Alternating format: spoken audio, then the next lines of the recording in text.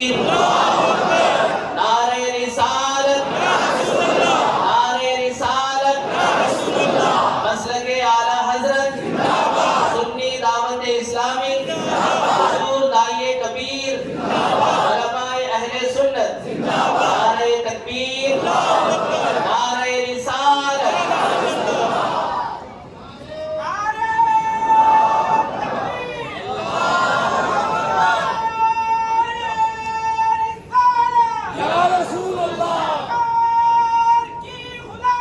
سنی دعوت اسلامی،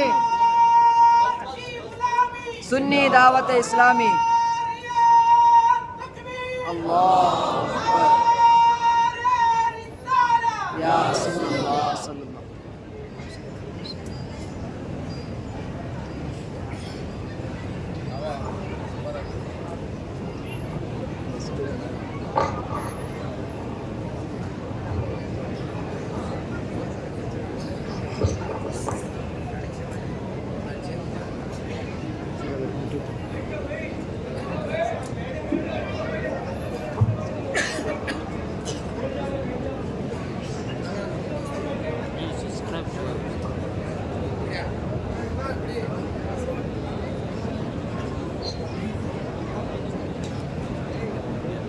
الحمد للہ رب العالمین والعاقبۃ للمتقین والصلاة والسلام علی سید الانبیاء والمرسلین وعلى آلہ واصحابہ الطیبین الطاہرین اما بعد فاعوذ باللہ من الشیطان الرجیم بسم اللہ الرحمن الرحیم من یعمل سوءا یجز بہ ولا یجد له من دون اللہ ولیا ولا نصیرا صدق اللہ العظیم۔ قابل قدر علماء ذوی احترام، حاضرین و ناظرین سنی اجتماع، السلام علیکم ورحمۃ اللہ وبرکاتہ۔ میرے پیارے آقا صلی اللہ تعالی علیہ وسلم کے پیارے دیوانوں، جس آیہ کریمہ کی تلاوت کا میں نے شرف حاصل کیا ہے، اس سے متعلق کچھ معروضات پیش کرنے سے پہلے آقا کریم رؤوف الرحیم علیہ التحیۃ والتسلیم کی بارگاہ بے کس پناہ میں جس طریقے سے میں پڑھا ہوں، عقیدت و محبت میں ڈوب کر اسی طریقے سے درود و سلام کا نذرانہ پیش کریں۔ الصلاۃ والسلام علیک یا رسول اللہ، الصلاۃ والسلام علیک یا حبیب اللہ، الصلاۃ والسلام علیک یا نبی اللہ، الصلاۃ والسلام علیک یا نور اللہ، وعلی آلک واصحابک یا حبیب اللہ، صلی اللہ تعالی علیہ وسلم۔ میں دل کی عطا گہرائیوں سے سنی دعوت اسلامی شاخ بنگلور کے نگراں اور ان کے رفقاء کو اور جملہ مبلغین کو ہدیہ تبریک پیش کرتا ہوں، اور خاص طور پر ان علماء کرام اور ائمہ کرام کا مشکور ہوں جنہوں نے عوام الناس کو اس اجتماع میں آنے کی دعوت دی، ان تک پیغام پہنچایا، اور آج میں سمجھتا ہوں کہ بنگلور کی سرزمین پر آج کا پنڈال اپنی تن دامنی کی شکایت کرتا ہوا دکھائی دے رہا ہے۔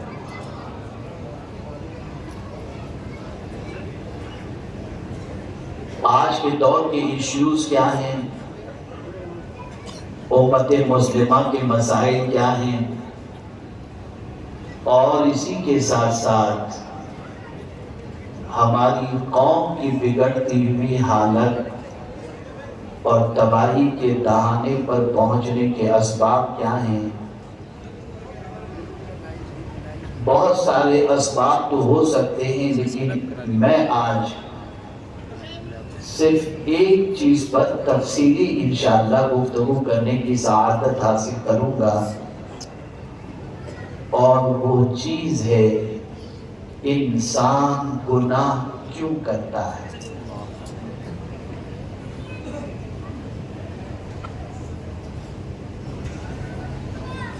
اس لیے کہ اس وقت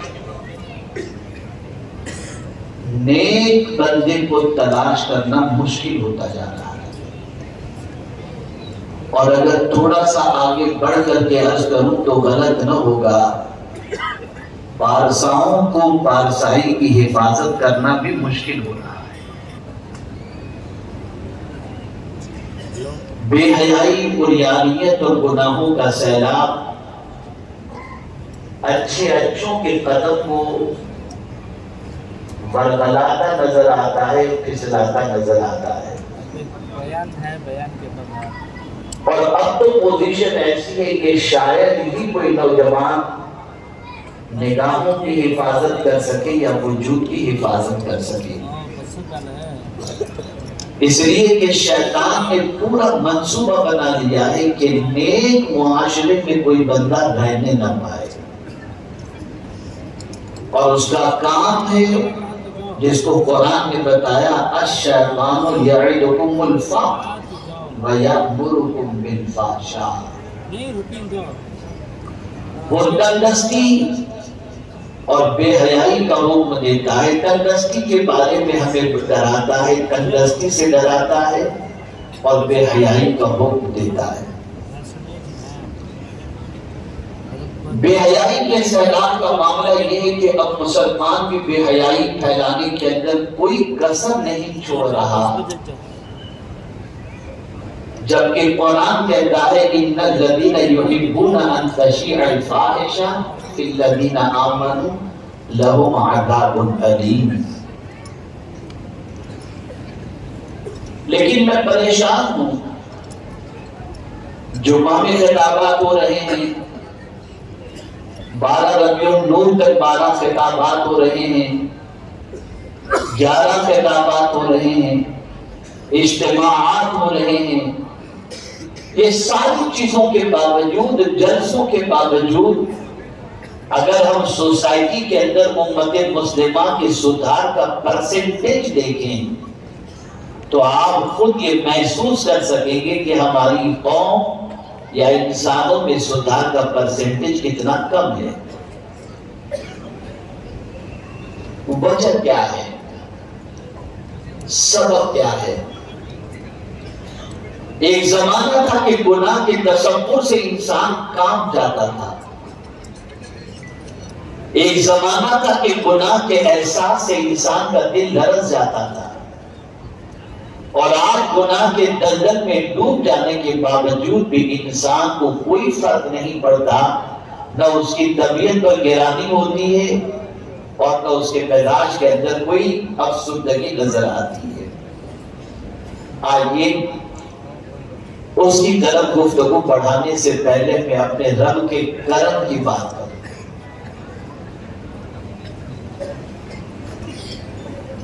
اس لیے کہ پہلے رب کے کرم کو سمجھیں، اس کی عنایتوں کو سمجھیں، اس کے احسان کو سمجھیں۔ آپ اگر گھر سے اچھی نیت کر کے نکلے ہیں اور وہ کام کرنے کا اگر آپ کو موقع نہیں ملا، مثال کے طور پر آپ گھر سے یہ نیت کر کے نکلے کہ اگر مجھے موقع ملا تو میں فلاں مریض کی عیادت کے لیے ضرور جاؤں گا، لیکن آپ نہ جا سکے، تو اللہ نیت کرنے کے عوض کے اندر آپ کو ثواب عطا فرما دے گا، لیکن سچی نیت ہو۔ آپ یہ نیت کر کے نکلے کہ اگر مجھے کسی مسلمان کا جنازہ راستے میں ملا تو میں اسے کاندھا دے دوں گا، اور ملا اور آپ نے کاندھا دے دیا۔ کسی سنی صحیح العقیدہ مسلمان کے جنازے کو کاندھا دینا، حضور فرماتے 10 کبیرہ گناہوں کو اللہ معاف فرما دے۔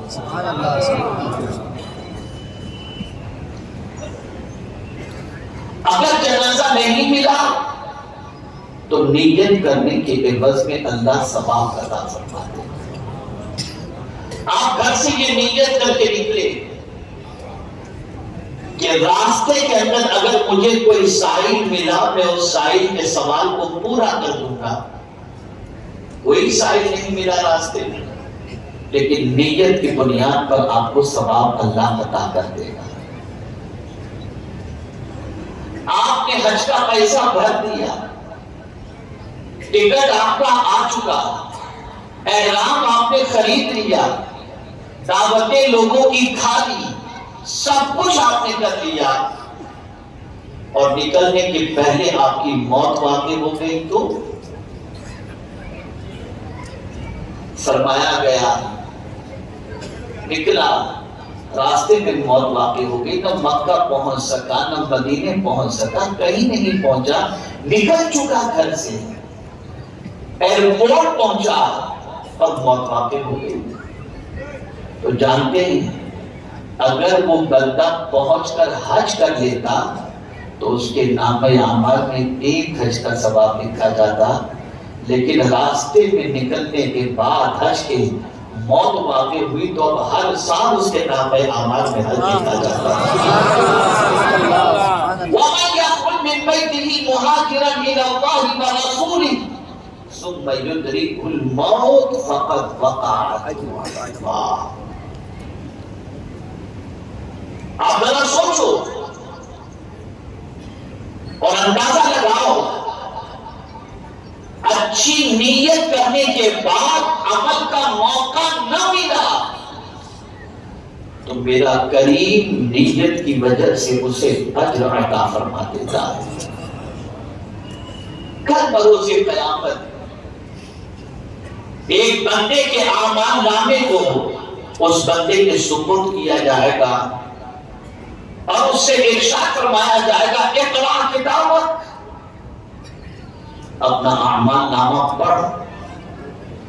وہ بندہ جب اپنے اعمال نامے کو پڑھے گا تو دیکھے گا اس میں حج کا ثواب، زکات کا ثواب، راہ خدا میں جنگ لڑنے کا ثواب، یہ سارے ثواب وہ دیکھے گا۔ وہ بیچارہ غریب آدمی، زندگی میں کبھی نہ زکات دی، نہ کبھی مکہ دیکھا، نہ کبھی مدینہ دیکھا، لاغر و ناغوا بھوک کی وجہ سے پریشان، کسی جنگ میں شریک نہیں ہوا، لیکن یہ سارے ثواب دیکھ کر وہ پریشان ہوگا۔ وہ رب کی بارگاہ میں عرض کرے گا مولا اس میں حج کا ثواب لکھا ہوا ہے، میں نے تو حج کیا، میں تو تیرا گھر نہیں دیکھا، اور میں خود اتنا غریب تھا کہ میں نے کبھی زکات دی ہی نہیں، اور میں اتنا کمزور کہ کبھی میدان جنگ میں جانے کا ارادہ ہی نہیں کر سکا۔ تو میرا رب ارشاد فرمائے گا میرے بندے کیا حج کو جانے والوں کو دیکھ کر تیرے دل میں تمنا نہیں ہوتی تھی؟ ہاں مولا ہوتی تھی۔ کیا تمنا ہوتی تھی؟ کاش میرے پاس پیسہ ہوتا تو میں بھی حج کے لیے جاتا۔ رب فرمائے گا بندے پیسے میں نے نہیں دیے تھے، تو نے نیت کی تو اجر دینا میرے سے میں کرم پر ہے۔ تو زکات دینے والے سخیوں کو دیکھتا تھا تو کیا تیرے دل میں تمنا پیدا نہیں ہوتی تھی؟ وہ کہے گا مولا ہوتی تھی، لیکن مال نہیں تھا کہ میں زکات دوں یا سخاوت کروں۔ رب فرمائے گا بندے مال تو میں نے نہیں دیا تھا نا، لیکن تیرے ارمان تھا، تیری نیت تھی، تو تیری نیت کے مطابق میں تیرے نام اعمال کے اندر زکات کا ثواب بھی میں نے لکھوا دیا۔ اچھی نیت، توجہ چاہوں گا، اچھی نیت کرنے کے بعد، جملے پر توجہ چاہوں گا، اچھی نیت کرنے کے بعد اگر عمل کا موقع نہ بھی ملا تو نیت کا ثواب اللہ، بولیے سب بولیے، اللہ عطا فرماتا ہے نا۔ بات سمجھ گئے؟ یہ سوال میں اس لیے پوچھ رہا ہوں تاکہ بات ذہن میں رہے۔ حضور صلی اللہ علیہ وسلم کا مزاج بھی تھا اور یہ سنت بھی سرکار کی، کبھی کبھی سرکار پوچھ لیا کرتے تھے تاکہ بات ذہن میں اچھی طرح سے بیٹھ جائے۔ تو نیکی کی نیت کرنے پر عمل کا موقع ملے یا نہ ملے، اللہ عز و جل نیکی کا ثواب، بولیے، عطا فرماتا ہے۔ لیکن جب بات گناہ کی آتی ہے، جب بات گناہ کی آتی ہے تو میرے کریم کا کرم دیکھیے، اللہ اکبر، انسان نے ارادہ کیا فلاں جگہ جا کے گناہ کروں گا، نیت کر لی، جا رہا ہوں گناہ کرنے کے لیے، فرشتے نے قلم اٹھا کر لکھنا چاہا کر فرماتے مت لکھ، میرے بندے نے ابھی گناہ نہیں۔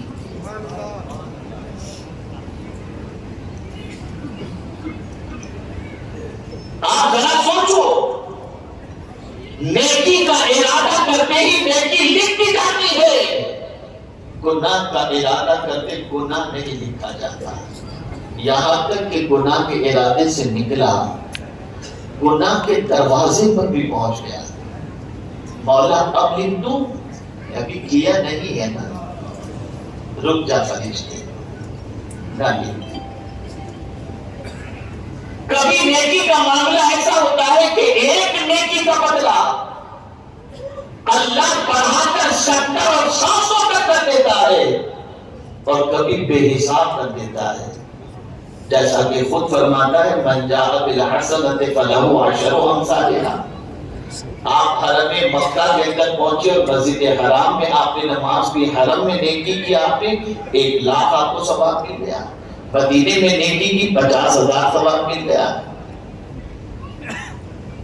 اور اگر آپ نے صبر کر لیا کسی مصیبت پر تو لمیٹڈ ثواب نہیں، رب فرماتا ہے انما یوفی الصابرون اجرهم بغیر حساب، کہ بے شک صبر کا بدلہ اللہ بے حساب عطا فرماتا ہے۔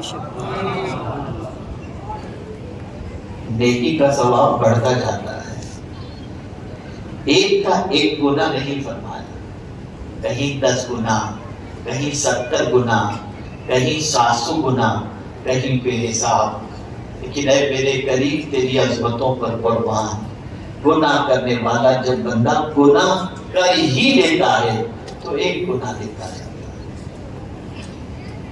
ایک گناہ لکھا جاتا ہے، اور پھر یہ گناہ کرنے والا بندہ اگر گناہ کے سرزد ہو جانے کے بعد اس سے زیادہ نیکی کر لے تو مولا فرماتا ہے ان الحسنات یذہبن السیئات، کہ بے شک نیکیاں گناہوں کو مٹا دیتی۔ تو آپ نے رب کا کرم دیکھا کہ گناہ کرنے پر ایک گناہ لکھا جاتا ہے، اور گناہ کی نیت پر گناہ نہیں لکھا جاتا، نیکی کی نیت کرتے ہی نیکی لکھ دی جاتی ہے۔ اب آئیے ہم سمجھتے ہیں کہ معاشرے کے اندر گناہ بڑھتا جا رہا ہے، نوجوان کی نگاہیں خراب ہوتی جا رہی ہیں، جسم گناہوں کے اندر لپٹ ہوتا جا رہا ہے، بے حیائیوں کے سیلاب میں انسان ڈوبتا جا رہا ہے۔ لیکن ایک سوال پوچھتا ہوں، کوئی اپنے باپ کے سامنے گناہ نہیں کرتا، کیوں؟ اس لیے کہ ڈرتا ہے کہ باپ ڈنڈے والی کرے گا، باپ گھر سے نکال دے گا، باپ دکان سے نکال دے گا۔ سوال پوچھنا چاہتا ہوں، باپ کے، استاد کے، پیر و مرشد کے، معاشرے کے بڑے انسان کے سامنے اس لیے گناہ انسان نہیں کرتا کہ ادھر سے مار پڑے گی تو کیا ہوگا، نکال دیا جائے گا تو کیا ہوگا۔ تصور میں اس انسان کو وہ بڑا سمجھتا ہے، اس لیے بڑے سے ڈر کر چھوٹا گناہ نہیں کرتا۔ لیکن میں پوچھتا ہوں، سب سے بڑا تو اللہ ہے، اللہ اکبر، سب سے بڑا اللہ ہے، وہ بھی بڑا اور اس کا ذکر بھی بڑا، وَلَذِكْرُ اللَّهِ أَكْبَرُ، اللہ کا ذکر سب سے بڑا ہے۔ اب آئیے میں 5 وجہ آپ کے سامنے پیش کرتا ہوں، گناہ آدمی کیوں کرتا ہے، اس کی 5 وجہ ہیں۔ یہ بڑا تفصیلی موضوع ہے، میں سمجھتا ہوں کئی دنوں تک اس پر گفتگو ہو سکتی ہے، لیکن آج میں صرف گناہ کی 5 وجہ آپ کے سامنے رکھتا ہوں تاکہ آپ محسوس کر سکیں اور اپنی زندگی کو گناہوں سے، آلودہ ہونے سے بچا سکیں۔ کوئی بھی انسان گناہ کرنے سے پہلے ایک تصور ذہن میں رکھتا ہے کہ ایسی جگہ جا کر کے گناہ کروں جہاں کوئی دیکھنے والا نہ ہو۔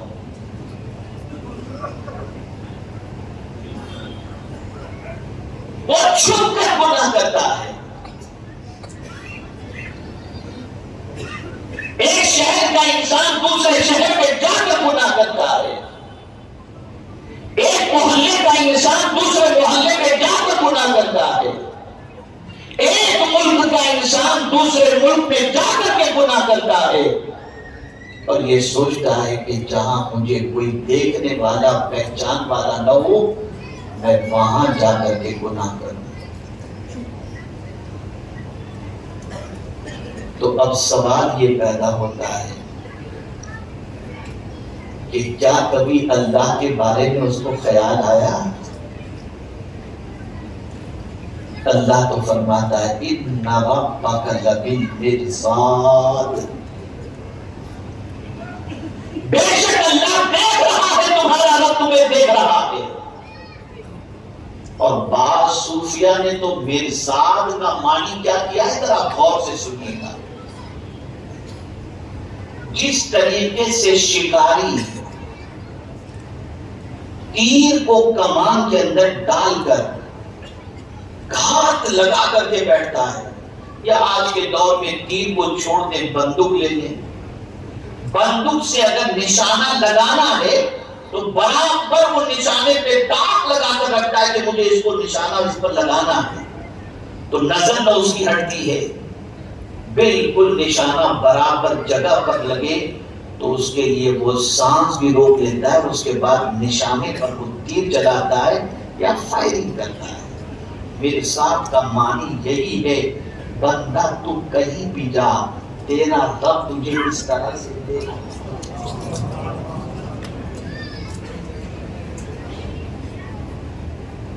کہاں چھپو گے؟ کس جگہ پر جا کر کے گناہ کرو گے؟ جو اس طرح سے دیکھ رہا ہو کہ دوربین بھی اس کے دیکھنے پر فیل ہے، دوربین کیا دیکھے گی، اس کی مثال کیا ہے؟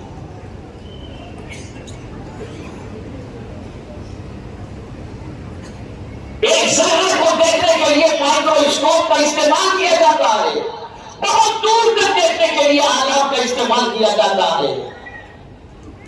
آلات انسان نے بنایا اور انسان کو تو خدا نے بنایا ہے، اس کے دیکھنے کی پوزیشن کیا؟ تو انسان گناہ کرتا ہے، اس کی پہلی وجہ یہ ہوتی ہے کہ اس کے ذہن میں یہ بات ہوتی ہے مجھے کوئی نہیں دیکھ رہا، یہ بات نہیں ہوتی کہ میرا رب مجھے دیکھ رہا ہے۔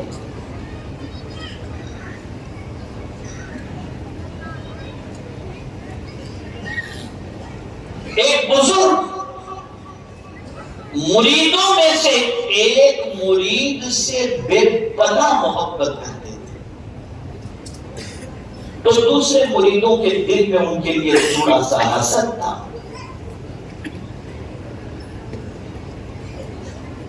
اور کبھی کبھی وہ اپنے شیخ کی نظر اس مرید پر زیادہ ہونے کی وجہ سے وہ بہت زیادہ افسردہ بھی رہا کرتے تھے، اور کبھی کہہ بھی دیتے حضرت آپ اس کو بہت چاہتے ہیں۔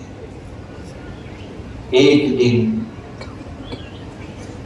بزرگ نے محسوس کیا کہ سب کے سامنے میں میرے اس مرید کو جو زیادہ چاہتا ہوں اس کی وجہ بتا دینی چاہیے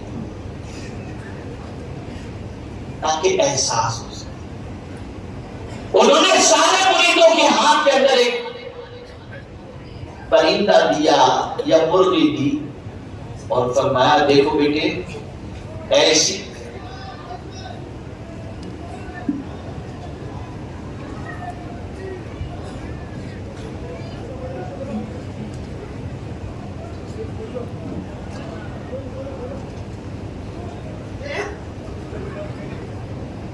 ایک مرتبہ درود شریف پڑھ لیں۔ اللہم صلی علی سیدنا محمد۔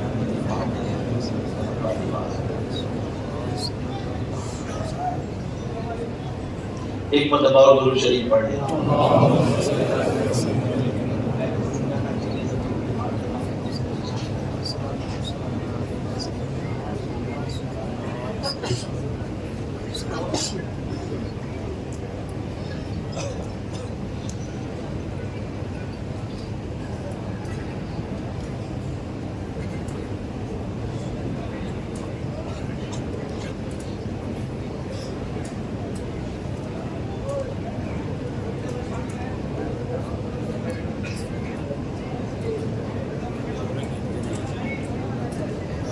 آپ کو بیٹھ جائیں، بیٹھ جائیں، شور شرابہ نہ کریں، اللہ کے رسول صلی اللہ علیہ وسلم کے ذکر پاک کی محفل ہے، توجہ سے سماعت کریں۔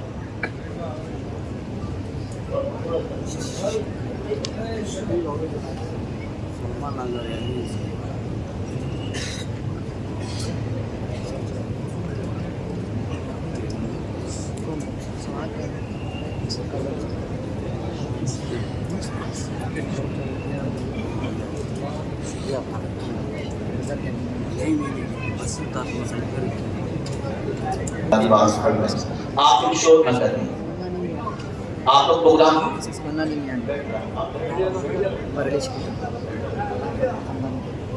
حضرت تشریف لائیں گے، آپ حضرت کے چہرے کی زیارت کر لیجیے، آپ شور شرابہ نہ کریں، اللہ اس کے رسول کے ذکر پاک کی محفل اور ذکر سب سے اہم ہے۔ وہاں جو حضرات کھڑے ہیں کیوں شور شرابہ وہاں کر رہے تھے؟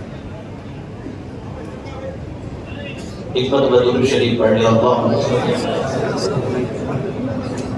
مولانا محمد معاذ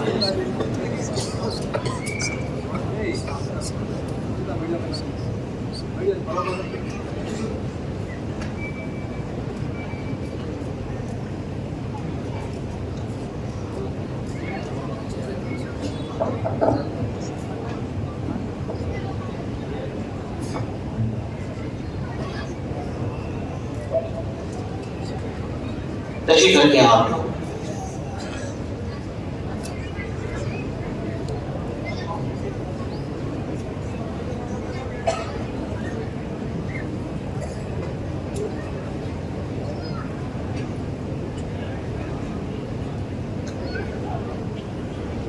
اور ایک مرتبہ درود شریف پڑھ لیں۔ اللہم صلی علی سیدنا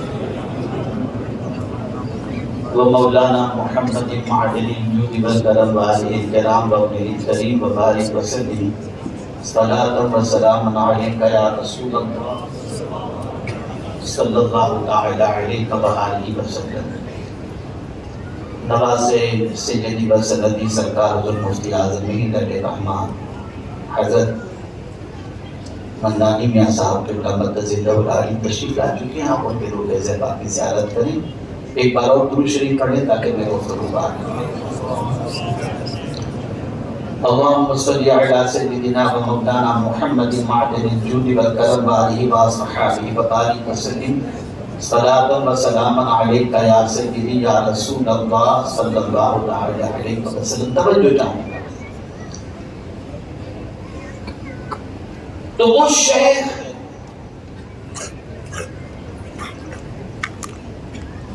اپنے مریدوں کو یہ بتانا چاہتے تھے کہ اس مرید کو میں جو بہت زیادہ چاہتا ہوں اس کی وجہ کیا ہے.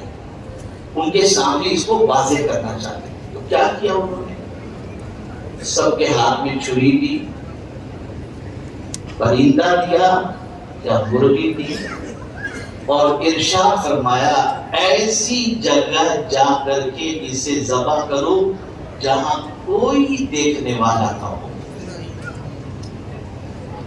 سارے مرید اٹھائے اور لے کر گئے, کوئی درخت کے پیچھے, کوئی کسی دیوار کے پیچھے, کوئی پہاڑ پر, سب اپنی اپنی جگہ پر جا کر کے چھپ چھپ کے جہاں تک انہوں نے دیکھا ادھر ادھر دائیں جانب کوئی بائیں جانب کوئی دیکھنے والا نہیں ہے, تو وہاں سے وہ ہو کر کے ذبح کر گیا. حضور نے ایسی جگہ ذبح کر دیا جہاں کوئی دیکھنے والا نہیں. لیکن جس مرید کو چاہتے تھے وہ زندہ پرندہ لے کر گیا. حضرت نے فرمایا بیٹے تو نے ذبح نہیں کیا. کہا حضور کوئی دیکھنے والا تو نہیں تھا لیکن رب تو دیکھنے والا تھا. اور تو نے فرمایا کوئی دیکھنے والا نہ ہو تو مجھے کوئی ایسی جگہ نظر نہیں آئی جہاں مولا دیکھنے والا نہ ہو. اس نے دیکھی. سارے مریدوں نے اعتراف کیا کہ اس مرید کو چاہنے کی وجہ کیا ہے. تو انسان گناہ اس لیے کرتا ہے کہ اس کی نظر سے یہ چیز اوجھل ہو چکی ہے کہ اللہ دیکھ رہا ہے. لیکن دماغ کے اندر اگر یہ چیز بیٹھ جائے تو جس طرح ماہ رمضان المبارک میں صبح صادق سے لے کر غروب آفتاب تک پیاس کرنے کے باوجود, تنہائی میں گھر میں رہنے کے باوجود, بھوک لگی ہونے کے باوجود, بیوی ہونے کے باوجود, صبح صادق سے لے کر غروب آفتاب تک چھپ کر کے بھی پانی نہیں پیتا کہ کوئی دیکھ رہا ہو یا نہ دیکھ رہا ہو, مولا دیکھ رہا ہے. پالنہار حقیقی دیکھ رہا ہے, معبود باق دیکھ رہا ہے. یہ ایک تصور اس کے دل کے اندر صبح صادق سے لے کر غروب آفتاب تک قائم رہتا ہے, تو وہ اپنے آپ کو اس گناہ سے بچا لیتا ہے اور جائز کھانا, جائز پینا, بیوی سے بھی قربت کرنے سے بچتا ہے کہ کوئی دیکھ رہا ہو یا نہ دیکھ رہا ہو, مولا دیکھ رہا ہے. تو گناہ کرنے کی پہلی وجہ انسان کے ذہن سے یہ بات نکل چکی ہے کہ اللہ دیکھ رہا ہے, معبود برحق دیکھ رہا ہے, پالنہار حقیقی دیکھ رہا ہے, اور اس سے کوئی بندہ چھپ نہیں سکتا چاہے وہ کہیں بھی ہو. یہ پہلی وجہ ہے. دوسری وجہ انسان یہ سوچتا ہے گناہ کرتے وقت کہ میرے گناہ کی کسی کو خبر نہیں ہوگی, کوئی جانتا نہیں. بہت سارے کام انسان کرتا ہے,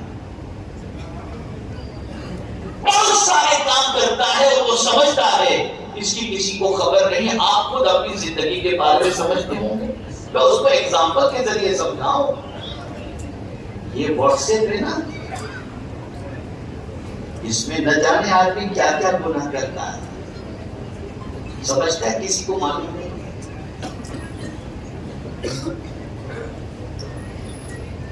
تو یہ تصور ذہن کے اندر جب آتا ہے کہ کوئی نہیں جانتا, تب کیا کر کے بندہ گناہ کرتا ہے.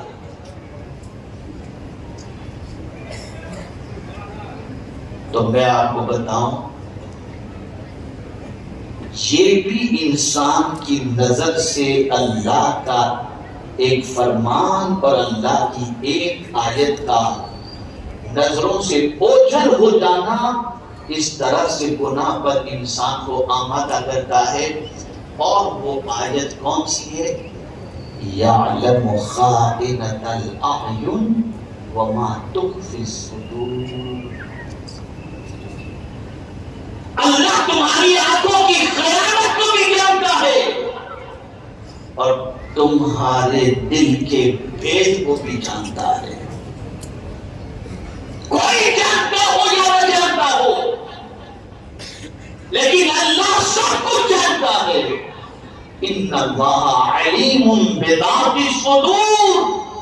دل کی باتوں سے بھی اللہ واقف ہے، جانتا ہے. دل کی نیت سے بھی اللہ واقف ہے، جانتا ہے. دل کے حالات سے بھی میرا مولا واقف ہے، جانتا ہے. بہت سارے ایسے لوگ ہوتے ہیں تو لڑکیوں کو دیکھتے، کوئی دیکھ لے تو چھپ کے دیکھ لیتے ہیں. اللہ جانتا ہے، اللہ جانتا ہے. تنہائی میں نہ جانے کی بڑے طاقت پر گناہوں کے دھبے لگا دیے جاتے ہیں، اس لیے کہ یہ سمجھا جاتا ہے کوئی نہیں جانتا، اللہ جانتا ہے. تو انسان جب یہ جان لیتا ہے کہ اللہ جانتا ہے تو تھوڑا انسان ڈرتا ہے. تو گناہ اس لیے بھی انسان کرتا ہے کہ اس کی دوسری وجہ وہ یہ سمجھتا ہے کہ کوئی نہیں جانتا، تو اسے یہ ذہن میں رکھنا چاہیے کہ اللہ جانتا ہے اور سب کچھ جانتا ہے. کوئی چیز اسے چھپی چھپی نہیں. میرے پیارے آقا صلی اللہ تعالی علیہ وسلم کے پیارے دیوانوں، تیسری وجہ انسان کے گناہ کرنے کی، کسی کو ساتھ لے جا کر کے گناہ نہیں کرتا، اکیلا جاتا ہے. کوئی ساتھ نہ ہو.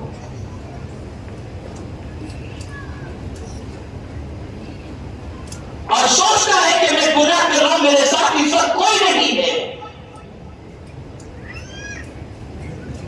یہ اس کا خیال، یہ اس کا تصور قرآن کی آیت کو نہ جاننے کی وجہ سے ہے.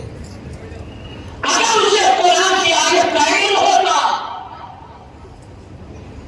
تو کبھی بھی وہ اس طرح تصور نہ کرتا کہ میرے ساتھ کوئی نہیں ہے. قرآن کی آیت کون سی ہے؟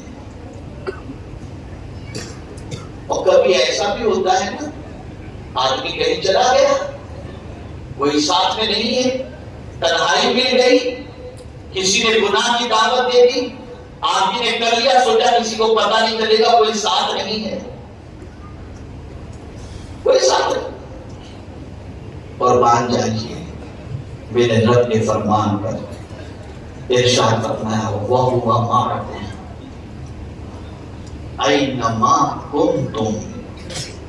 وہ تمہارے ساتھ ہے تم جہاں کہیں بھی ہو. اب مجھے بتاؤ،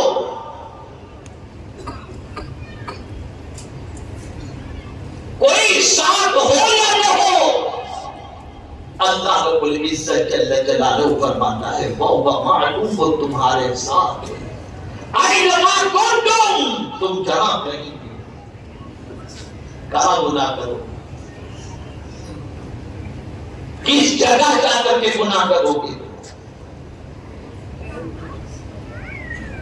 کون سی چھپنے کی جگہ ہے جہاں جا کر کے گناہ کرو گے. وَهُوَ مَعَكُمْ، وہ تمہارے ساتھ ہے. چوتھی وجہ، انسان سوچتا ہے میں نے گناہ کیا تو میرا کوئی کیا بگاڑ لے گا.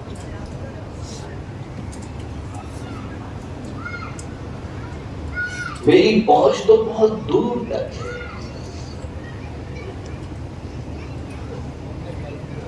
میرے پاس تو اتنا سب کچھ ہے، میرے پاس کسی چیز کی کمی نہیں ہے. میں نے اگر گناہ کیا تو میرا کوئی کیا بگاڑ لے گا. یہ تصور صرف اس لیے ہے کہ اس کے دماغ میں یہ آیت موجود نہیں. کوئی گفتگو قرآن سے ہٹ کر نہیں کروں گا انشاءاللہ.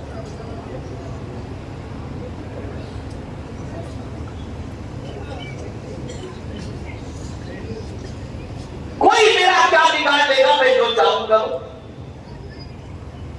اس لیے آدمی گناہ کرتا ہے تو رب فرماتا ہے ان اخذہ علیم شدید، بے شک اس کی پکڑ بہت سخت ہے.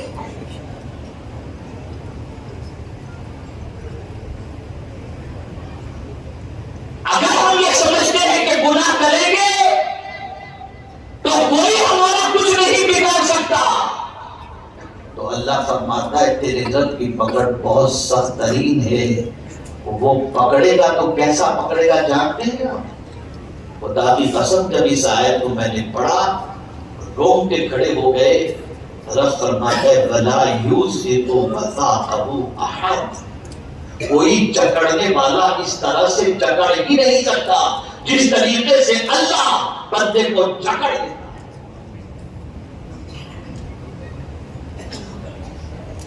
اور وہ اگر پکڑ لے جکڑ لے تو دنیا کی کوئی طاقت چھوڑا نہیں سکتی. تو اے رسول اعظم صلی اللہ تعالی علیہ وسلم کے دیوانوں، یہ 4 گناہوں کی وجہ بنی. اس وجہ سے آدمی گناہ کرتا ہے. پہلی چیز، آدمی یہ سوچتا ہے کہ میں گناہ کر رہا ہوں، کوئی دیکھ نہیں رہا، اللہ دیکھ رہا ہے. کوئی جان نہیں رہا، اللہ جان رہا ہے. کوئی ساتھ نہیں، اللہ ساتھ میں ہے. کوئی پکڑ نہیں سکتا، کوئی جکڑ نہیں سکتا، اللہ کی پکڑ بہت سخت ترین ہے. اور 5واں سبب جسے بہت اچھی طرح ذہن میں محفوظ کر لیں، 5واں سبب یہ ہے کہ بندے کے ذہن سے یہ بات نکل چکی ہے کہ پلٹ کر ہمیں اللہ کی بارگاہ میں جانا ہے اور اسے حساب دینا ہے. حساب کا خیال نکل گیا، خدا کو منہ دکھانے کا خیال نکل گیا، اس کی بارگاہ میں حاضری کا تصور نکل گیا، پل پل کے حساب کا جواب دینے کا تصور نکل گیا. اس لیے بندہ گناہ کرتا ہے. اسی کو قرآن میں مینشن کیا افحسبتم انما خلقناکم عبثا وانکم الینا لا ترجعون. توجہ چاہوں گا، کیا تم گمان کرتے ہو، اللہ فرما رہا ہے، کیا تم گمان کرتے ہو کہ ہم نے تم کو بیکار پیدا کیا؟ بلا وجہ تم کو پیدا کیا. بیکار، عبث کے معنی بیکار. کیا ہم نے تم کو بیکار پیدا کیا؟ کیا تم یہ گمان کرتے ہو؟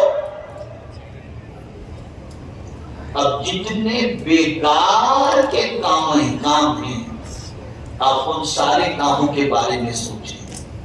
تو آج میکسیمم مسلمان بیکار کے کاموں کے اندر لگا ہوا ہے.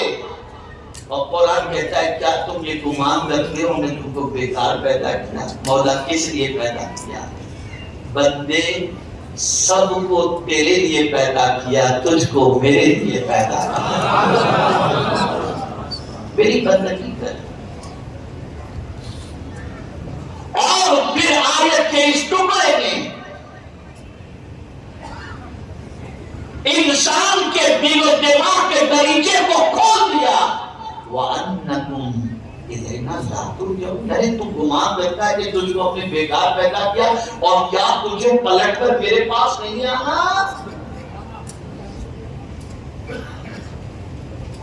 اب مجھے بتائیے کہ اس احکم الحاکمین کی بارگاہ کے اندر جب ہمیں پلٹ کر کے جانا ہے اور وہ جب پل پل کا حساب لیتا ہے تو کیا ہم میں یہ قوت و طاقت ہے کہ ہم اس کے سوال کا اور اس کے حساب کا جواب دے سکیں؟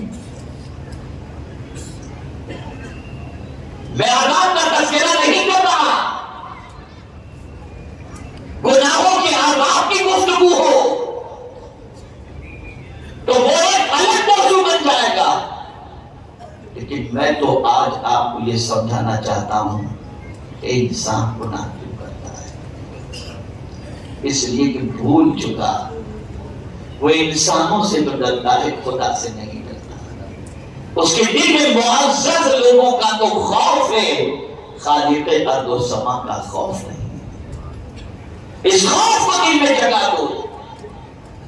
کہیں بھی رہو، کالج میں رہو، یونیورسٹی میں رہو، تجارت کی منڈی میں رہو، مدرسے میں رہو، مسجد میں رہو، کاروبار کی منڈی میں رہو، بیپاریوں کے ساتھ رہو، کہیں بھی رہو، ہر جگہ بس یہ سوچو اللہ دیکھ رہا ہے اور اللہ ہر چیز سے باخبر ہے، اس سے کوئی چیز چھپی ہوئی نہیں۔ کوئی چیز کی بات کر رہا ہوں، چیز سے مطلب یہ جو ذرہ ہوتا ہے نا، ذرہ کتنا چھوٹا ہوتا ہے، یہ بھی اللہ سے چھپا ہوا نہیں۔ خود قرآن کہتا ہے اِنَّ اللَّهَ لَا يَخْفَىٰ عَلَيْهِ شَيْءٌ۔ یہ نہیں پتا ہے کہ سامنے کی بات فِي الْأَرْضِ وَلَا فِي السَّمَاءِ، نہ زمین میں چھپا ہوا ہے نہ آسمان میں چھپا ہوا ہے، کوئی چیز اللہ سے چھپی ہوئی نہیں ہے۔ تو اب میں سمجھتا ہوں کوئی اتنا بے غیرت اور ڈیرر تو نہیں ہو سکتا کہ ذہن میں یہ خیال بھی ہو کہ اللہ دیکھ رہا ہے پھر بھی گناہ کرے۔ کوئی اتنا بے غیرت تو نہیں ہو سکتا کہ دماغ کے اندر یہ چیز ہو کہ اللہ جانتا ہے پھر بھی وہ گناہ کرے۔ یہاں قربان جائیے، جب جاننے کی بات کا تذکرہ قرآن میں آیا تو وَمَا تُخْفِي الصُّدُورُ فرمایا، جو کچھ دل میں چھپا ہوا ہے وہ بھی جانتا ہے۔ اس طرح ظاہر تو انسان دیکھتا ہے نا، دل کی چھپی ہوئی بات کون دیکھتا ہے؟ میں یہاں کیوں آیا ہوں آپ کیا جانیں گے؟ اللہ تو جانتا ہے نا، اس سے کیا بات چھپی ہوئی، اس سے کوئی چیز پوشیدہ نہیں۔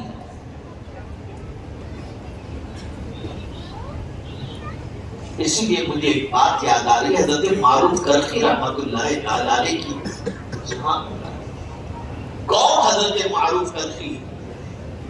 اللہ آپ سب کو بھی بغداد مقدس کی زیارت کا شرف نصیب فرمائے، کربلا اور نجف کی زیارت کا شرف نصیب فرمائے، مدینے کی حاضری کا شرف نصیب فرمائے، مکے کی حاضری کا شرف نصیب فرمائے۔ حضرت معروف کرخی علیہ الرحمہ وہ ولی کے کامل ہیں کہ جن کی بارگاہ میں خود غوث پاک رضی اللہ تعالیٰ نے کئی دن جا کر کے ان کے آستانے پر بیٹھے رہے ہیں۔ یہ حضرت معروف کرخی، آپ کی عادت تھی نماز پڑھ لیتی تھی امام کے پیچھے۔ ایک مرتبہ ایک امام کی ابتدا میں انہوں نے نماز ادا کی، تو نماز کے بعد امام صاحب کو خیال آیا کہ چلو آج حضرت نے میرے پیچھے نماز پڑھی، ذرا راز جان، کیا راز جاننا تھا اس نے۔ انہوں نے حضرت معروف کرخی علیہ الرحمہ سے پوچھا کہ حضرت میں آپ کو کوئی کام کاج کرتے تو نہیں دیکھتا، تو آپ کا گھر کیسے چلتا ہے، آپ کو روزی کہاں سے ملتی؟ تو حضرت معروف کرخی رحمۃ اللہ تعالی علیہ نے فرمایا رک جاؤ، پہلے میں نماز پڑھ لوں۔ اور وہ نماز اصل کی تھی اور امام کے پیچھے اصل کی نماز پڑھی ہی تھی۔ تو امام نے کہا حضور ابھی تو آپ نے اصل کی نماز میرے پیچھے پڑھی اور اس کے بعد تو کوئی نماز نہیں ہوتی۔ کہا تمہارے پیچھے جو نماز پڑھی اس کو دہرانے جا رہا ہوں۔ کہا حضور کیوں؟ کہا جس کو یہ نہیں معلوم کہ رزاق کون، اس کے پیچھے میں کیا نماز پڑھوں؟ کیا تجھے معلوم نہیں کہ رزاق اللہ ہے، مجھ سے پوچھتا ہے کہ تمہیں روزی کہاں سے ملتی ہے؟ میں تو اپنے رزاق کو جانتا جانتا ہوں کہ روزی دینے والا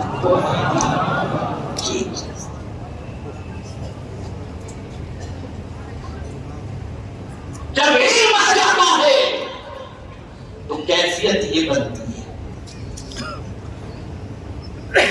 اب وقت تیزی سے بڑھ رہا ہے اور 10 سے پہلے ذکر و دعا اور صلاۃ و سلام پہ ہم کو اجتماع ختم بھی کرنا ہے.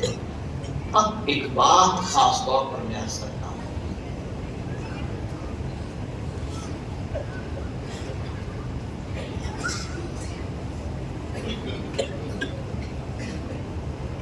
ایک بزرگ خواجہ ابو الحسن خرقانی رحمت اللہ تعالی وہ ایک مرتبہ صحابہ کی عظمتیں بیان کر رہے تھے. فرما رہے تھے صدیق اکبر کا یہ مقام، فاروق اعظم کا یہ مقام، عثمان غنی کا یہ مقام، مولا علی کا یہ مقام، عشرہ مبشرہ کا یہ مقام، امیر معاویہ کا یہ مقام، سب کے مقامات بیان کر رہے تھے. جب بیان کر چکے تو بیٹھنے والوں میں سے ایک شخص نے کہا کہ حضور وہ صحابہ کتنے خوش نصیب تھے جن کو حضور کی صحبت نصیب ہوئی تھی. کیا پیار تھا، کتنے خوش نصیب تھے کہ انہوں نے اپنا وقت حضور کے ساتھ گزارا. یاد رکھیے گا جو میں بات اس رہے رہا. تو خواجہ ابو الحسن خرقانی رحمت اللہ تعالی نے فرمایا کیا تو بھی چاہتا ہے کہ تیرا وقت حضور کے ساتھ گزرے؟ کیا تو بھی چاہتا ہے کہ تیرا وقت حضور کے ساتھ گزرے؟ اس نے کہا حضور صلی اللہ علیہ وسلم کو پردہ فرمائے ہوئے تو زمانہ گزر گیا، یہ بھلا کیسے ممکن ہے کہ حضور کے ساتھ میرا گزرے؟ کہا میں تجھے ایک نسخہ دیتا ہوں، اگر اس نسخے پر تو نے عمل کیا تو سمجھ لینا تیرا وقت حضور کے ساتھ گزر گیا. کہ حضور وہ نسخہ عطا فرمائے. ارشاد فرمایا جو دن بھی تیرا گناہ صغیرہ اور کبیرہ سے بچنے میں گزر جائے سمجھ لے کہ وہ وقت تیرا حضور کے ساتھ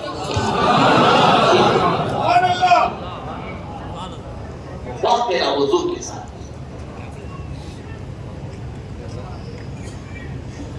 یہ بات یاد رکھیں، عبادت کرنا آسان ہے، گناہ سے بچنا آسان نہیں ہے.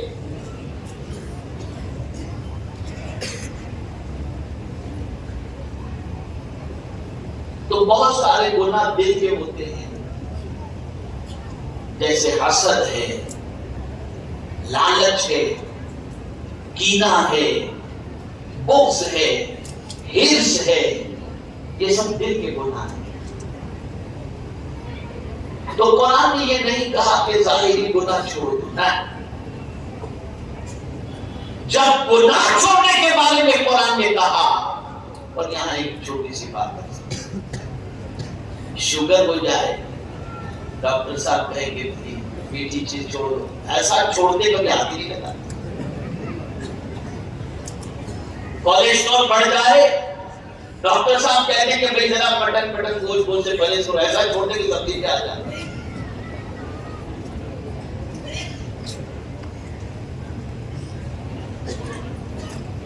آپ ذرا سوچو، ایک ڈاکٹر کسی چیز کو چھوڑنے کے لیے کہتے تو ہم اس کی بات اتنی سختی سے مانتے ہیں جس کی کوئی انتہا نہیں. اور میرا مولا فرماتا ہے فَذَرُوا ظَاهِرَ الْإِثْمَ بَاطِنَهُ، ظاہری گناہ بھی چھوڑ دو اور چھپے گناہ بھی چھوڑ دو. مسلمانوں کیا ہو گیا؟ سب کی سنتے ہو، رب کی کیوں نہیں سنتے؟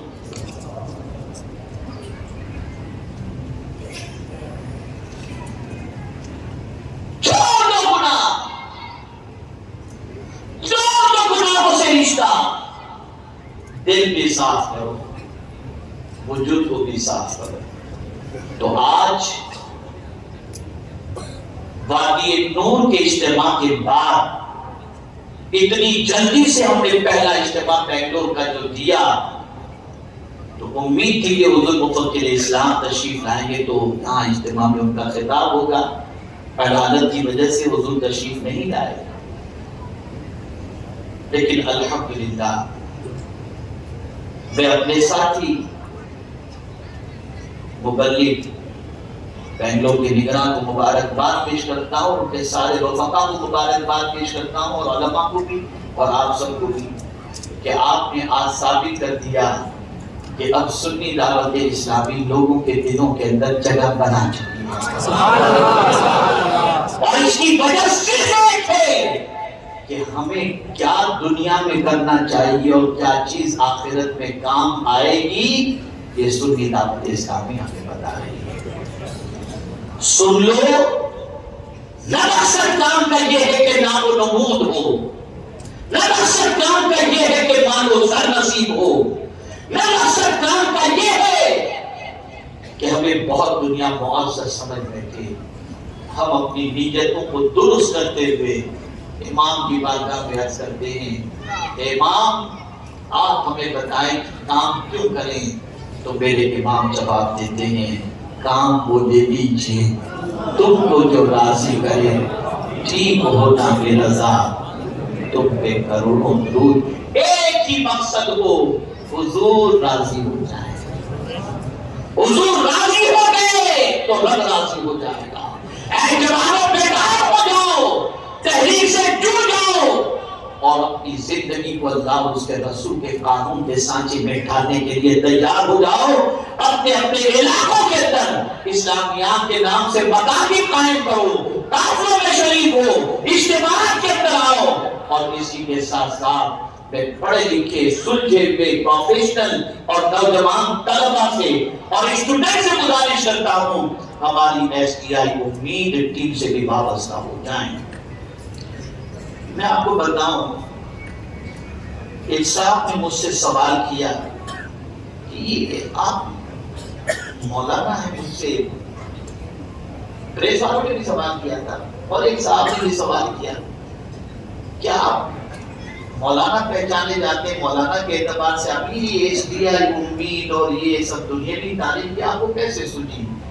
تو میں نے کہا جہاں سے فکر بدلی جاتی ہے وہیں سے ہم فکر درست کرنا چاہتے ہیں۔ سبحان اللہ۔ اسکول میں بچوں کی فکر بدلی جاتی ہے، کالج میں بچوں کی فکر بدلی جاتی ہے، آفیسز میں بچوں کی فکر بدلی جاتی ہے، تو اگر آج فکر درست ہو گئی وہاں جانے والوں کی، تو وہ جا کر دوسروں کی فکر نہیں لیں گے، مدینے کے تاجدار کی فکر اختیار کرتے رہے۔ اور پھر اللہ نے ہم کو ایسا ساتھی بھی عطا فرمائے جس کو ہم کہتے ہیں آل راؤنڈر۔ بیان کرنا ہو تو بیان کریں، سائنس پڑھانا ہو تو سائنس پڑھائیں، انگلش میں بیان کرنا ہو تو انگلش میں، میتھ سکھانا ہو تو میتھ سکھائیں، ساری چیزیں، قرأت کرنی ہو تو قرأت کریں، نعت پڑھنی ہو تو نعت پڑھیں۔ تو ہر طریقے سے اللہ نے جن کو نوازا ہے، الحاج قاری محمد رضوان صاحب ماشاءاللہ، یہ ٹیم امید کے سب کچھ ہیں، اور بہت مختصر سی مدت میں انہوں نے ٹیم امید کو، ایس ڈی آئی ٹیم امید کو کافی بلندی پر لے جانے کی کوشش کی، اور الحمدللہ بڑی تعداد میں لوگ آج مدعو کرتے ہیں ہماری ایس ڈی آئی امید کے پروفیشنل لوگوں کو اور لیکچرر کو کاؤنسلنگ کے لیے، اور بچوں کی زندگیاں سنورتی چلی جاتی ہیں۔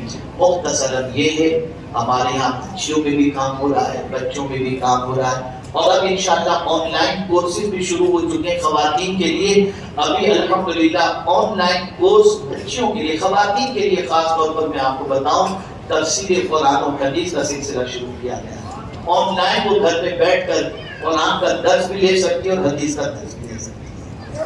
اب کوئی ایکسکیوز پیش مت کرنا، دین سیکھو، اللہ عز و جل کے خوف کو دل میں جگا دو، اللہ کے رسول صلی اللہ علیہ وسلم کی محبت سے اپنے سینے کو لبریز کرو۔ وما علینا الا البلاغ المبین، ذکر ہوگا، دعا ہوگی، اور آخر میں صلاۃ و سلام کے بعد نبی حضور مفتی اعظم ہی کرے گا، نبی اعلیٰ حضرت انشاءاللہ مزید مختصر